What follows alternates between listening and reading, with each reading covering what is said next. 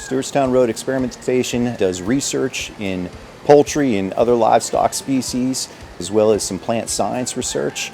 And we're here to provide research opportunities. We're here to teach undergraduate students, and we're also here to educate folks in the state and the region, and that's part of our extension mission.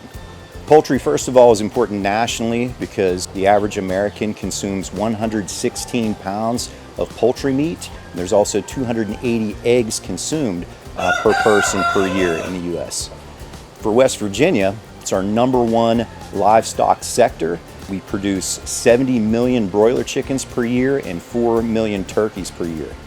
Last week we placed 1,800 turkey poults for a PhD student's research through a grant that we have funded for this research project, and they will be fed 5 different diets over the course of 6 to 7 weeks. We'll collect data on that and then filter those results down and come up with a published paper at the very end of it.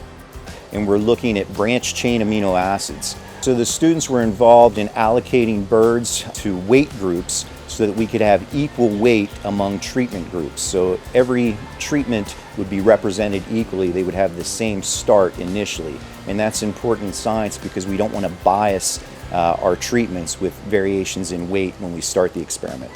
I think we have an outstanding program. I've been here for 24 years and we've had a strong program every year. So if I was a student and I had an interest in applied animal science, this would be certainly a place that I would look at just for the strong tradition. I think we have great facilities and we have some very good faculty.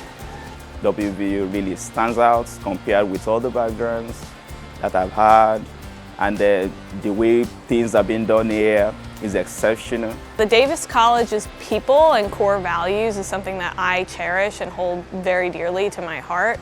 The classes that are offered are super in-depth and hands-on, and that's something that I wasn't experiencing with other colleges that I toured when I was touring.